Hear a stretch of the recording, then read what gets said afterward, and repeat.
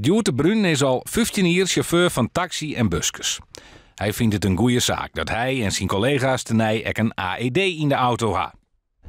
Ja, dat wil een reistige voorleiding zeggen van als er wat gebeurt, dan kun je natuurlijk ingrijpen. Taxibedrijf NAF in Kolmersweg had 54 taxis en busjes voor het WMO-vervier in Noord-Eerst-Friesland. 13 auto's hebben een defibrillator. Het idee komt van directeur Jessica van der Heijden, nadat een collega een hartstilstand kregen hier. Dus gingen alle chauffeurs op cursus. Ze kunnen via de telefoon oproepen worden in noodsituaties. Ja, we rijden natuurlijk hele dagen in de regio, hè, van Zoon-Oormaas tot Tolvoorde jongens. Ja, en dat betekent dat er de hele dag in de regio dus taxis binnen mij een AED aan boord. En dus heel snel op een hulpverlening reageren kunnen. En dat is wichtig?